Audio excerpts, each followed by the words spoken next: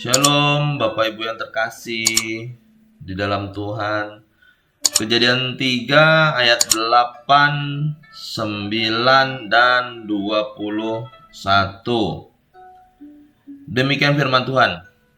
Ketika mereka mendengar bunyi langkah Tuhan Allah yang berjalan-jalan dalam taman itu pada waktu hari sejuk, bersembunyilah manusia dan istrinya itu terhadap Tuhan Allah di antara pohon-pohonan dalam taman. Tetapi Tuhan Allah memanggil manusia itu dan berfirman kepadanya, "Di manakah engkau?" Ayat 21.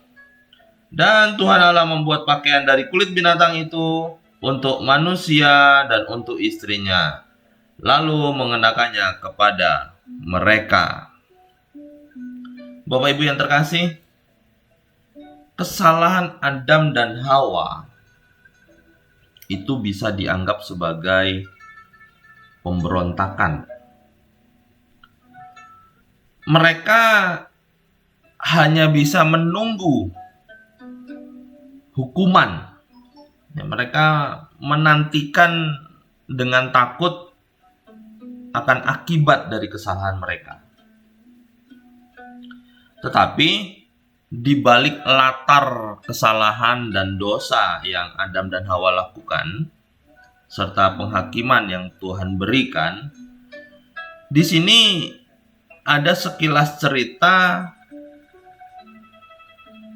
yang bisa kita sebut secercah anugerah itu muncul dari Allah. Yang pertama, dikatakan Allah berjalan-jalan dalam taman itu pada waktu hari sejuk.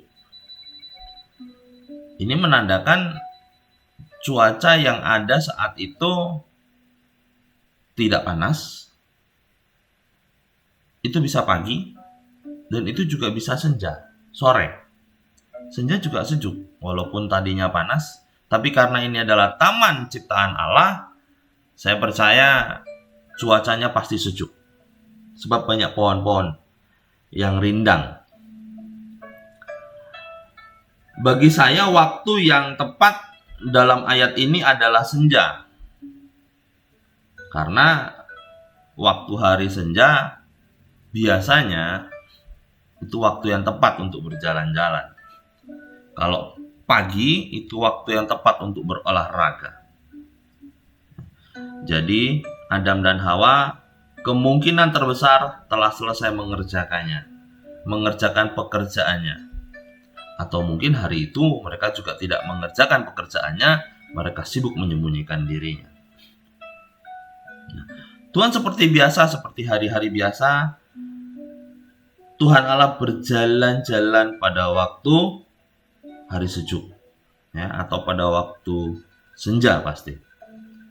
Nah, di sini mereka pasti sudah punya pola yang sama, yaitu pasti Allah ditemani oleh Adam dan Hawa. Ya, kayak kita jalan-jalan sama orang tua pasti kita nemani. Kita jalan-jalan sama anak pasti anaknya sama kita. Ya. Jadi ditemani. Dan mereka mungkin sambil berjalan, Allah dan Adam dan Hawa sambil ngobrol, sambil bercakap-cakap, sambil Allah mengajar Adam dan Hawa dan lain sebagainya. Tapi hari ini mereka nggak kelihatan. Adam dan Hawa nggak kelihatan. Sebab mereka sembunyi. Tapi Tuhan nggak sembunyi. Tuhan Allah masih melakukan kegiatannya. Nah, pada waktu Tuhan Allah ini melakukan kegiatan, dia pasti mencari keberadaan mereka, keberadaan Adam. Yang kedua, Tuhan Allah memanggil manusia itu dan berfirman kepadanya, "Di manakah engkau?" Nah, Allah masih mencari mereka. Ya. Kalau mungkin biasanya Allah tidak mencari mereka, mereka langsung ada di situ dan Allah tahu mereka sedang ada di situ. Tapi kali ini, walaupun Allah tahu mereka bersembunyi, tapi Allah nggak punya prasangka negatif. Allah tetap muncul seperti biasa, tapi Allah bersikap normal, yaitu mencari mereka. Kadang kalau orang sudah mulai ada rasa bersalah, nggak mau menemui Tuhan, dan akhirnya Tuhan merasa sakit hati, makanya jadi ada gap gitu ya. Di sini enggak, Allah tidak begitu. Allah tetap mencari mereka. Di manakah engkau? Firman Allah. Nah, di sini kita dapat pelajari ada sebuah kecenderungan yang terbalik. Biasanya kalau di kehidupan sehari-hari masa kini, kita lebih banyak disodorkan tentang bagaimana manusia mencari Allah. Ya. Manusia mencari keberadaan Allah, ya, hadirat Allah, gitu ya. Tapi kenyataannya kitab Kejadian 3 ini ditulis dan menyatakan bahwa Allah yang mencari manusia. Allah yang mencari Adam. Dikala manusia itu, si Adam dan Hawa bersembunyi di antara pohon-pohon. Saya merasa bahwa Allah itu merasa kehilangan. Biasanya ada, kok tidak ada. Biasanya hadir, tidak hadir. Biasanya muncul, tidak muncul. Allah lalu mencari dan memanggil mereka dengan caranya Allah. Nah, yang ketiga,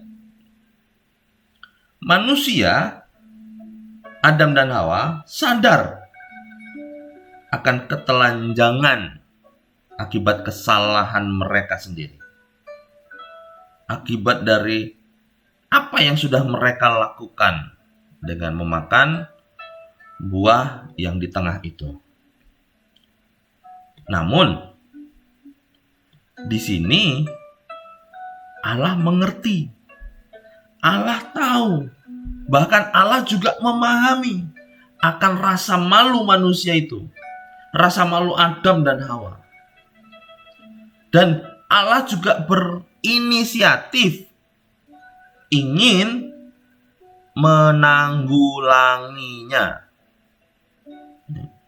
Jadi di ayat 21 dikatakan Allah membuat pakaian dari kulit binatang untuk manusia dan untuk istrinya itu, lalu mengenakannya kepada mereka. Di ayat sebelumnya, setelah manusia sadar, Adam dan Hawa sadar, mereka menggunakan cawat dari daun. Cawat dari daun itu nggak tahan lama. Ya, hanya cuma ditutupin seperti itu. Ya, mungkin daunnya yang agak lebar. Tapi daun itu bisa sobek. Daun itu bisa terhempas oleh angin. Daun itu bisa lepas begitu saja. Di sini Allah memahami dan mengajarkan dengan membuat pakaian dari kulit binatang, bahkan memakaikannya. Setelah Allah membuatnya, tidak cuma diberikan, tapi manusia juga diajari untuk memakainya. Nah, disinilah mulai secercah anugerah itu sudah mulai tampak. Dan akan tampak semakin jelas bagaimana petunjuk mengenai karya penebusan manusia itu harus dengan pengampunan yang hanya dilakukan dengan pengucuran darah dalam pengorbanan. Di sini Allah membuat pakaian untuk mereka kenakan menutupi masalah rasa malu. Tapi Adam dan Hawa dengan mata bulat-bulat, dengan mata yang telanjang pula melihat bagaimana Allah membuat pakaian dari kulit binatang. Pada saat Allah membuat kain dari kulit binatang atau membuat pakaian dari kulit binatang, pasti harus ada binatangnya, harus ada hewannya. Kemudian hewannya dibunuh, lalu diambil kulitnya, lalu dibuat sebagai pakaian. Nah, disinilah gambaran-gambaran tentang korban penghapus dosa. Itulah yang disimpulkan di awal Perjanjian Lama mengenai korban penghapus dosa melalui secercah anugerah. Manusia bisa berpikir bahwa Allah sedang mengampuni mereka. Allah sedang mengampuni manusia, yaitu dengan pengorbanan atau penyelamatan melalui kurban, ya, tercurahnya kurban hewan atau binatang.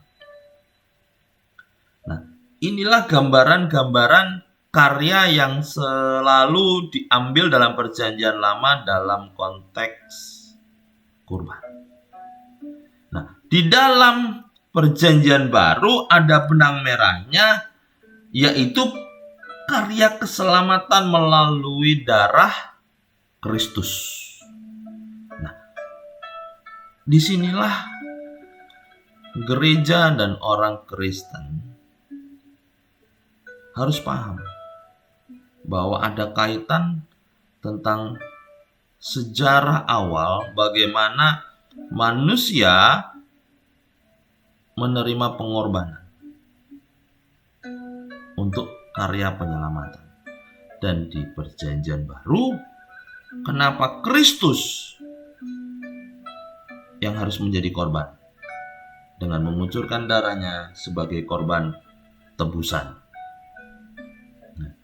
Jelas, waktu awal cerita dalam Kejadian 3 ini ada tekad Allah. Tekad Allah dalam menutupi ketelanjangan manusia dengan tutup yang lebih baik dari atau ketimbang buatan mereka sendiri yang dari cawat daun. Ya, mereka membuat daun tadi, ya, buat pakaian mereka, menutupi aurat mereka.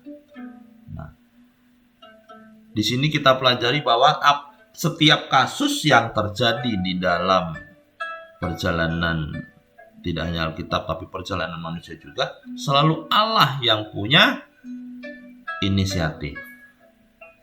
Jadi kata yang tepat untuk menyatakan inisiatif Allah yang bahkan tidak layak diberikan untuk manusia, inilah yang disebut sebagai anugerah. Tuhan Yesus memberkati.